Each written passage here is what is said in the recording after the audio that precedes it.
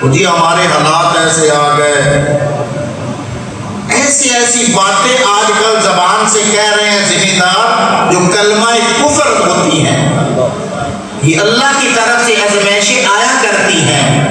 अल्लाह अपने बंदों को परखा करता है। हम अपने आमाल को देखने को तैयार नहीं, अल्लाह के शिकवे करने बैठे हुए हैं, अल्लाह की तकसीम पे एतराज करने के लिए बैठे हुए हैं, अल्लाह ताला की तकसीम पर तबसरे कर रहे हैं, अपने आमाल का जायजा लेने को तैयार नहीं कि हमारे आमाल कैसे हैं जो आसमानों की तरफ जा रहे हैं। तो अल्हम्दुलिल्लाह अल्हम्दुलिल्लाह नहमदुहु व नस्तईनुहु व नस्तगफिरुहु ونستغفره ونؤمن به ونتوكل عليه ونعوذ بالله من شرور أنفسنا ومن سيئات أعمالنا من يهده الله فلا مضل له ومن يضلله فلا هادي له ونشهد أن لا إله إلا الله وحده لا شريك له ونشهد أن سيدنا ومولانا محمدا عبده ورسوله اللهم صل على سيدنا ومولانا محمد وعلى آل سيدنا ومولانا محمد وبارك وسلم يا رب صل وسلم دائما أبدا على حبيبك خير الخلق كلهم أما بعد فأعوذ بالله من الشيطان الرجيم بسم الله الرحمن الرحيم ولتكبروا الله على ما هداكم ولعلكم تشكرون وقال الله تبارك وتعالى في مقامه الآخر قد أفلح من تزكى وذكر اسم ربه فصلى بل تؤثرون الحياة الدنيا والآخرة خير وأبقى وقال رسول الله صلى الله عليه وسلم ما عمل آدمي من عمل يوم النهر أحب إلى الله من إهراق الدم وإنه لتأتي يوم القيامة في فرشه بقرونها وأشعارها وأظلافها وإن الدم ليقع من الله بمكان قبل أن يقع من الأرض نفسها وقال رسول الله صلى الله عليه وسلم الأضحية لصاحبها بكل شعرة حسنة وقال رسول الله صلى الله عليه وسلم يا أيها الناس زحوا واحتسبوا بدمائها فإن الدمع وقع في الأرض فإنه يقع في حرز الله عز وجل. وقال رسول الله صلى الله عليه وسلم من زاح طيبة نفسه محتسبا لأذية كانت له حجابا من النار. وقال رسول الله صلى الله عليه وسلم خير الأضحية الكبشة. صدق الله العظيم وصدق رسوله النبي الكريم ونحن على ذلك من الشاهدين والشاكرين والحمد لله رب العالمين.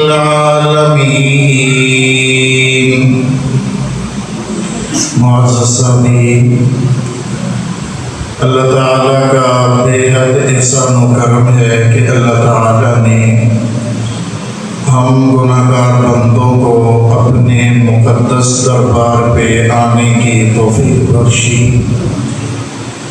دعا ہے کہ اللہ احکم الحاکمین ہمیں بار بار اپنے گھر میں باادب طریقے سے آنے کی توفیق نصیب فرمائے. ذی الحجہ کے یہ 10 دن جو چل رہے ہیں، 5 دن تو گزر گئے اور 5 دن باقی ہیں. یہ بہت ہی قیمتی اور بہت زیادہ آخرت کی کمائی کے دن ہیں. جیسا کہ پچھلے جمعے میں عرض کیا تھا کہ ان دنوں میں جو عبادات کی جاتی ہیں اللہ تعالیٰ کو عام دنوں کی بنسبت وہ زیادہ محبوب ہوا کرتی ہیں. امام بخاری رحمہ اللہ نے ایک اور حدیث نقل کی ہے اور یہ حدیث مسند احمد کے اندر بھی ہے. رسول پاک صلی اللہ علیہ وسلم نے فرمایا کہ اے میرے صحابہ، ذی الحجہ کے یہ 10 دن، ان دنوں میں جو بھی عبادت کی جاتی ہے، جو بھی عمل کیا جاتا ہے، اللہ تعالیٰ کو عام دنوں کی بنسبت بہت زیادہ وہ نیک اعمال محبوب ہوتے ہیں.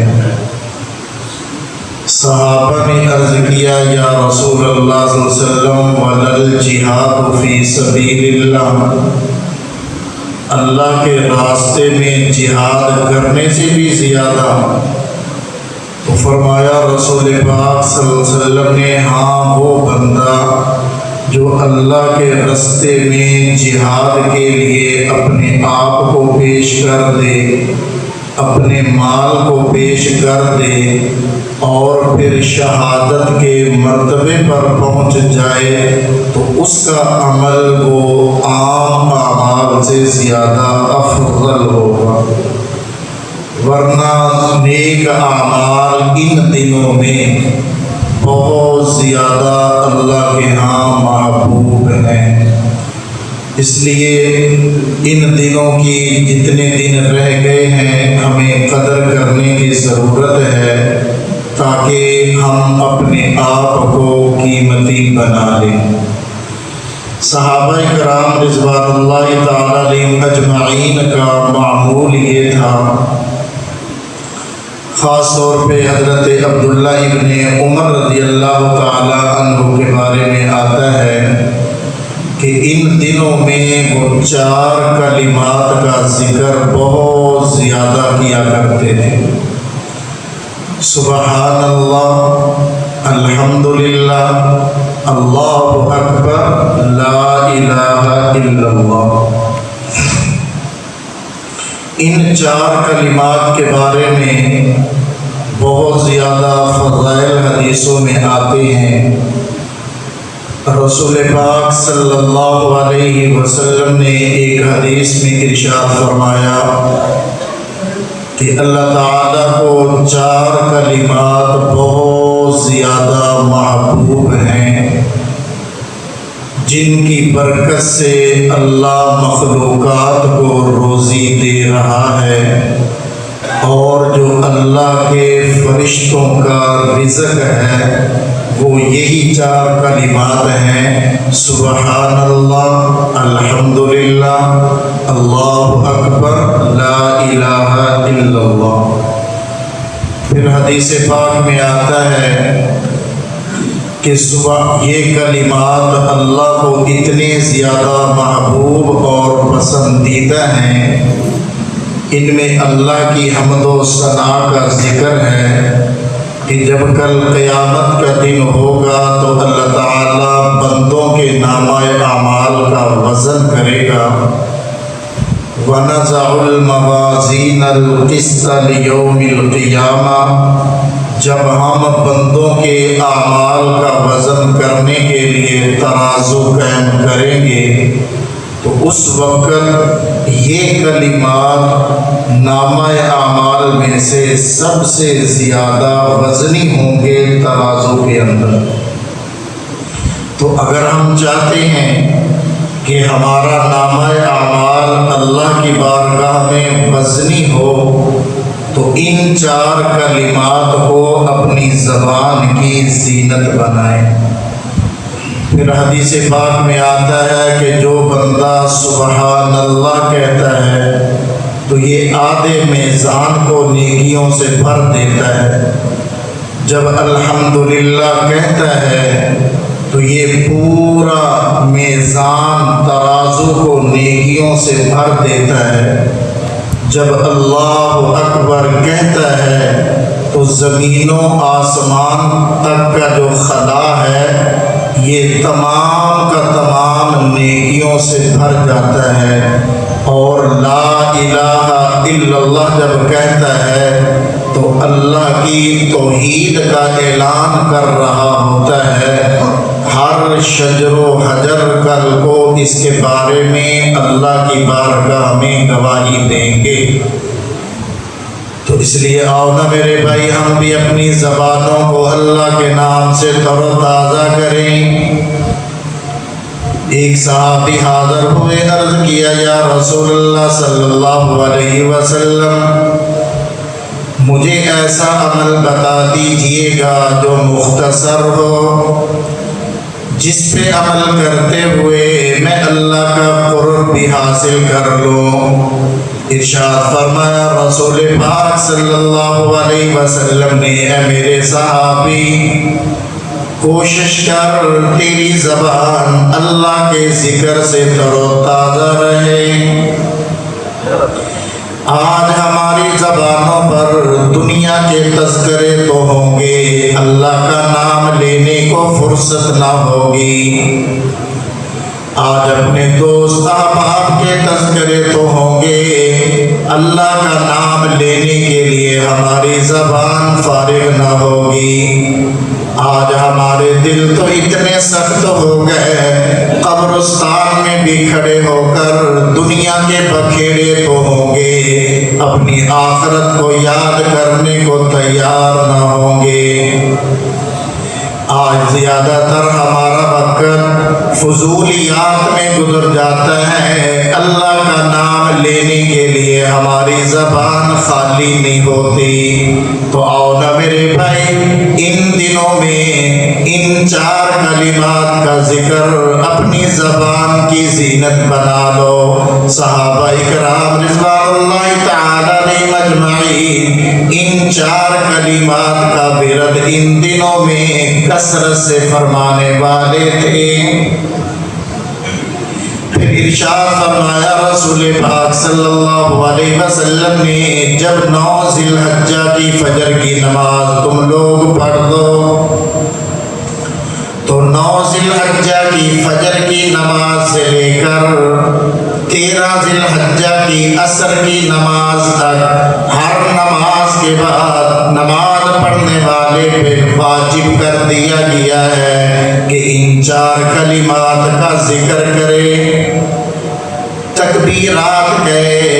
عبداللہ ابن عمر رضی اللہ تعالی عنہما، حضرت علی مرتضی رضی اللہ تعالی عنہما وہ فرماتے ہیں، دونوں یہ حضرات ان روایات کو نقل کرنے والے ہیں کہ 9 ذی الحجہ کی فجر کی نماز سے لے کر 13 ذی الحجہ کی عصر تک ہر نماز کے بعد اللہ اکبر اللہ اکبر لا الہ الا اللہ واللہ اکبر وللہ الحمد، ان کلمات کو کہو جب تم بلندی پہ چڑھنے لگو، اللہ کی کبریائی کو بیان کرو، جب پستی کی طرف اترنے لگو اللہ کی تقدیس و تحمید کو بیان کرو۔ کل قیامت کا دن ہوگا، تم اللہ کا ذکر کرنے والے بن جاؤ، تمام حجر و شجر تمہارے حق میں گواہی دینے والے ہوں گے۔ تو ان دنوں میں ایک عمل تو یہ ہے کہ ہم اللہ کا ذکر کثرت سے کرنے والے بن جائیں۔ پھر ارشاد فرمایا رسول پاک صلی اللہ علیہ وسلم نے، اے میرے صحابہ، ان دنوں میں روزے کا اہتمام کرو۔ ایک دن کا روزہ 1 سال کے روزوں کے برابر درجہ رکھتا ہے۔ راتوں کا قیام کرو، ان راتوں میں اللہ کی عبادت کرنے والا ایسا سمجھا جاتا ہے جیسا کہ لیلۃ القدر کی عبادت کرنے والا ہو۔ فرمایا خاص طور پر جب 9 ذی الحجہ کا دن آئے روزہ رکھنے کا اہتمام کرو۔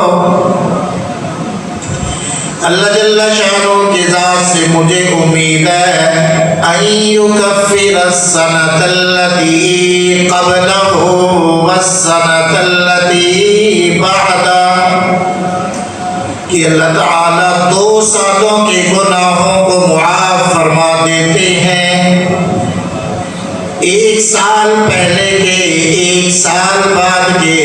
وہ میرے بھائی اونا کون ہے جس کی یہ تمنا نہ ہو، جس کی یہ آرزو نہ ہو، جو یہ نہ چاہتا ہو کہ اللہ جل شانہ میرے گناہوں کو معاف کر دے۔ ہر ایک کی تمنا یہی ہے، ہر ایک کی آرزو یہی ہے کہ اللہ جل شانہ میرے گناہوں کو معاف کر دے۔ آؤ اللہ موقع دے رہا ہے، اللہ سیزن کی راتیں دے رہا ہے، اللہ سیزن کے دن دے رہا ہے۔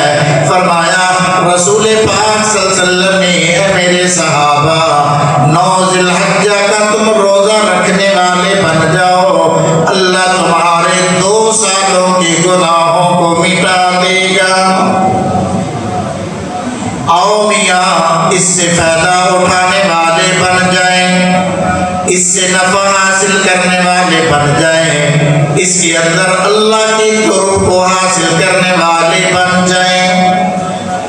وہ میرے بھائی پھر آگے عید الاضحیٰ کی رات آ جاتی ہے، جن راتوں کے بارے میں رسول پاک صلی اللہ علیہ وسلم ارشاد فرماتے ہیں، من قام لیلۃ العیدین محتسبا لم یمت قلبہ یوم تموت القلوب۔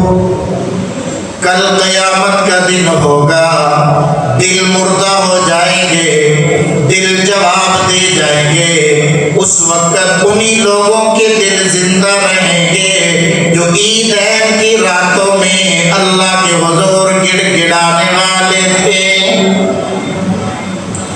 عیدین کی راتیں کمائی کی راتیں ہوتی ہیں، دنیا کی کمائی کے لیے نہیں، آخرت کی کمائی کے لیے ہوتی ہیں۔ دنیا کی کمائی کے لیے دکاندار کے لیے تمام رات جاگ کر دکان پہ بیٹھنا آسان ہوگا، اللہ کی بارگاہ میں آ کر 2 رکعت صلاۃ التوبہ پڑھنا مشکل ہو جائے گا۔ دنیا کی کمائی کے لیے تکلیف اٹھانا آسان سمجھا جاتا ہے، دنیا کی کمائی کے لیے بھوک کو برداشت کرنا آسان سمجھا جاتا ہے، بیوی بچوں کی دوری کو برداشت کیا جاتا ہے، لیکن آخرت کی کمائی کے لیے رات کی تنہائیوں کے لمحات اس کے لیے کوئی تیار نہیں۔ ارشاد ہوتا ہے میرے صحابہ، عیدین کی راتیں تو آخرت کی کمائی کے لیے ہیں، اپنے دلوں کو زندہ کرنے کے لیے ہیں۔ آج ہمارے دل مردہ ہو گئے، آج ہمارے دل سخت ہو گئے، بلکہ پتھروں سے زیادہ سخت ہو گئے، جن پہ اثر ہونے کو تیار نہیں۔ آؤ یہ راتیں آ رہی ہیں، ان راتوں میں اللہ کے حضور گڑ گڑانے والے بن جائیں، اللہ کے حضور سامنے حاضر ہونے والے بن جائیں، قیام کرنے والے بن جائیں، دعا مانگنے والے بن جائیں، ذکر اللہ کرنے والے بن جائیں، تلاوت کلام اللہ کرنے والے بن جائیں، اللہ کے حضور تڑپنے والے بن جائیں۔ اللہ ہمارے دلوں کو زندہ کر دے گا۔ آج ڈاکٹر حضرات کہتے ہیں او میاں اس کے دل کا بال بند ہو گیا، اس لیے اس کی موت آ گئی، اس کا دل کام کرنا بند کر دیا اس لیے موت آ گئی۔ او میرے بھائی، جب یہ دل آخرت کے لیے بند ہوگا، ایمانی موت آ جایا کرتی ہے۔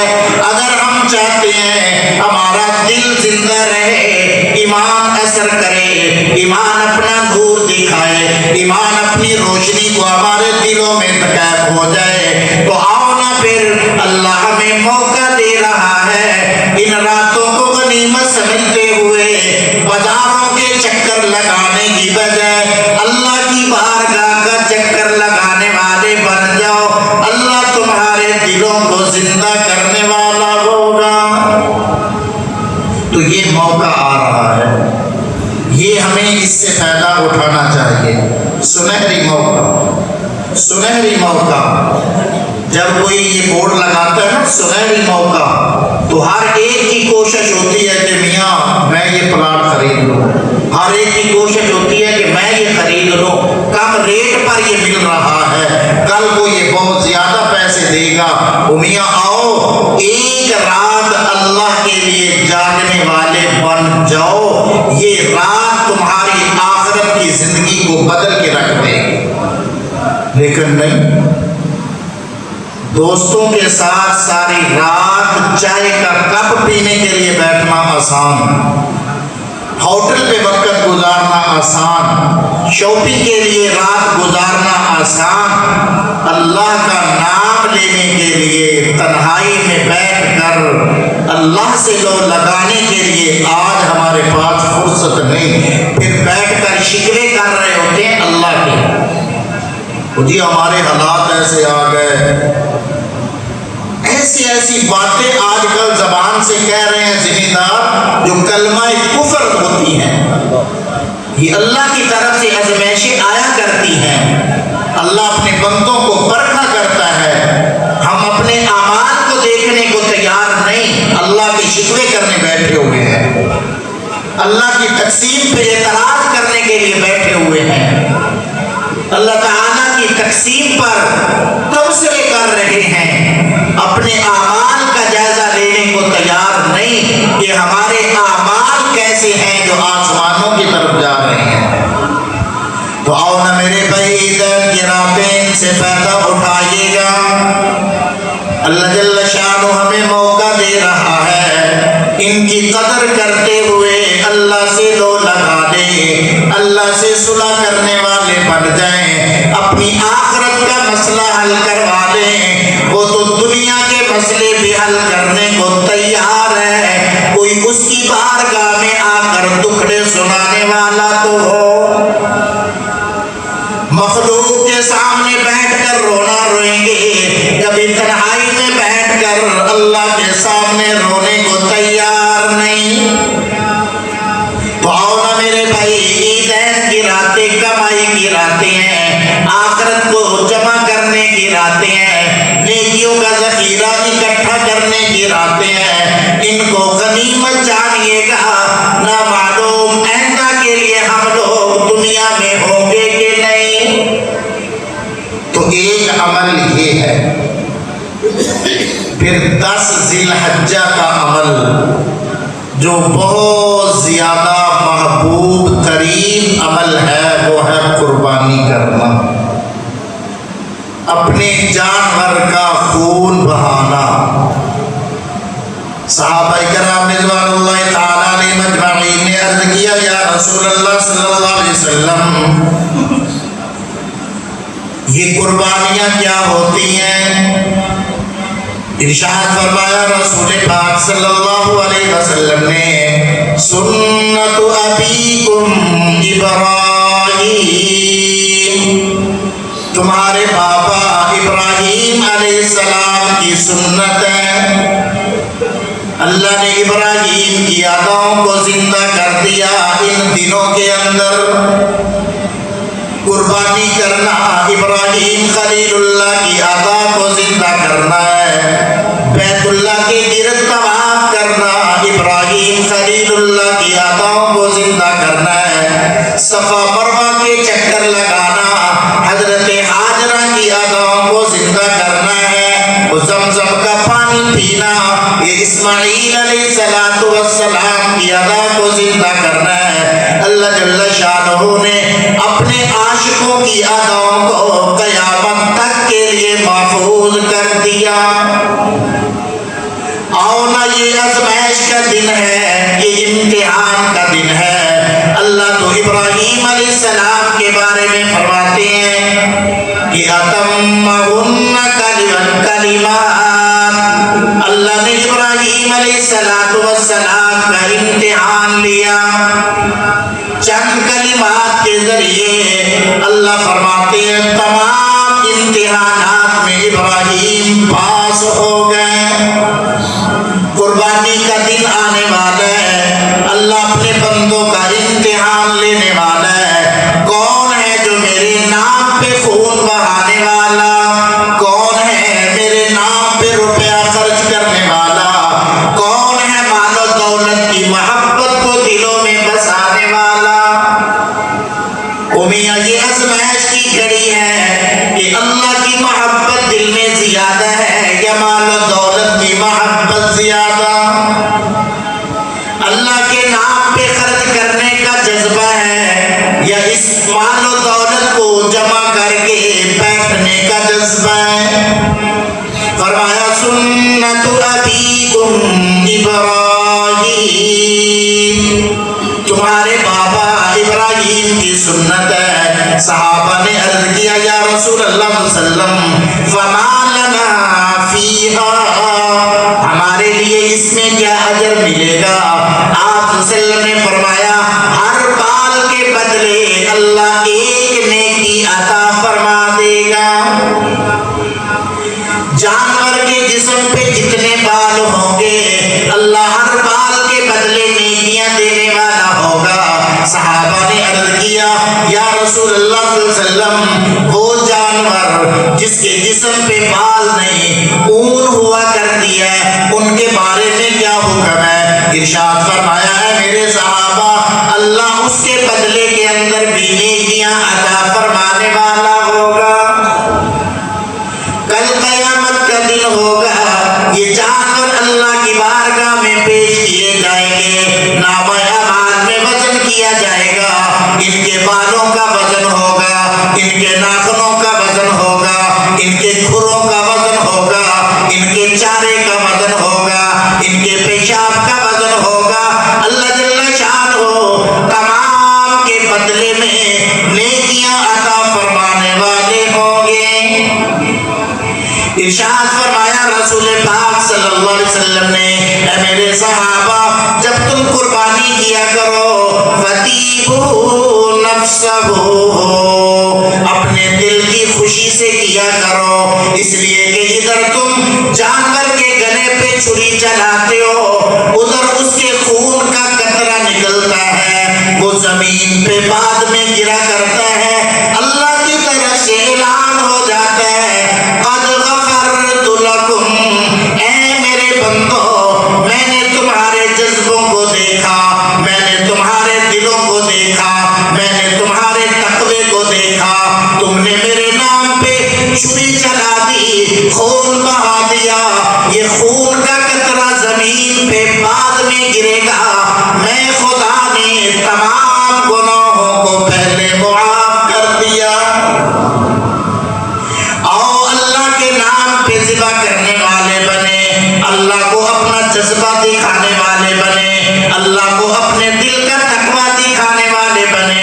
لن ینال اللہ لحومها ولا دماؤها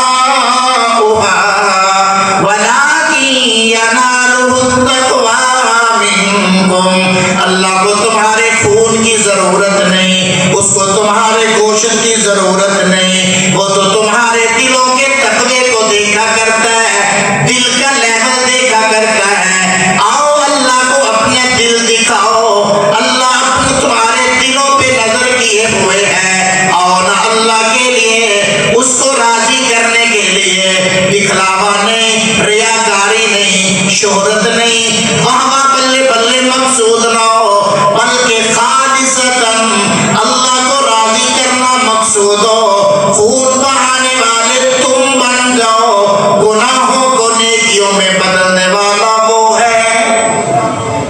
تو 10 ذی الحجہ کو سب سے زیادہ محبوب ترین عمل وہ قربانی کرنا ہے۔ ارشاد فرمایا رسول پاک صلی اللہ علیہ وسلم نے، جو آدمی قربانی کرنے کی وسعت رکھتا ہو، اللہ نے مال و دولت بھی دیا ہو، اس کے پاس وسائل بھی موجود ہیں، پھر بھی وہ قربانی کرنے کو تیار نہیں، فرمایا فلا یقربن مصلانا، اس کو ہم مسلمانوں کی عیدگاہ میں آنے کی اجازت نہیں۔ ایک حدیث میں ارشاد ہے پتہ نہیں مرتے وقت اس کو کلمہ بھی نصیب ہوگا کہ نہیں۔ اللہ کا دیا ہوا مال، اللہ کی دیے ہوئے جانور، اللہ ہی عطا کرنے والا، اللہ کے نام پہ قربان کرنے والے تو بنو۔ بخاری کی روایت کے الفاظ یہ ہیں انفق علیہ، تم اللہ کے نام پہ خرچ کرتے جاؤ، اللہ تم پہ خرچ کرنے والا ہوگا۔ ادھر تم اللہ کے نام پہ دیتے جاؤ، ادھر سے لیتے جاؤ، اس کے خزانوں میں کمی نہیں، تم دینے والے تو بنو، اللہ کے نام پہ قربان کرنے والے تو بنو۔ او میاں یہ تو جذبہ دکھانے کا دن ہے کہ اے ہمارے اللہ، یہ تو آپ نے جانور کی قربانی مانگی، اگر ہماری جان کی بھی قربانی مانگی جاتی، ہم بھی اسماعیل کی طرح اپنی جان کا نذرانہ دینے کے لیے تیری بارگاہ میں تیار ہیں۔ آؤ ابراہیم علیہ السلام کی آواز کو اپنے کانوں کی زینت بناؤ۔ اذ قال له ربه اسلم، جب اللہ جل شانہ نے فرمایا اے ابراہیم اسلم، میرے حکم کے سامنے جھک جا، تابعداری اختیار کر لے۔ ابراہیم علیہ السلام نے کوئی سوال نہ کیا کہ اے میرے اللہ، آج تک کسی نے بیٹے کے گلے پہ چھری چلائی نہیں، مجھے کیوں حکم دیا گیا؟ بلکہ فرما دیا، عرض کر دیا اسلمت لرب العالمین، میں رب العالمین کے سامنے اپنی گردن کو جھکانے کا اعلان کرتا ہوں۔ یہ جذبہ پیدا کیجیے، اللہ اس جذبے کو دیکھنا چاہتا ہے، اللہ اس ادا کو دیکھنا چاہتا ہے، اللہ ہمارے دلوں کو دیکھنا چاہتا ہے۔ تو آؤ میرے بھائی، یہ دن بہت قیمتی دن ہے، اس دن میں جانور کو ذبح کرنے سے زیادہ کوئی افضل عمل نہیں ہوگا. تو اللہ کی بارگاہ میں دعا ہے کہ اللہ ہمیں عمل کرنے کی توفیق نصیب فرمائے. وآخر دعوانا الحمد للہ رب العالمین.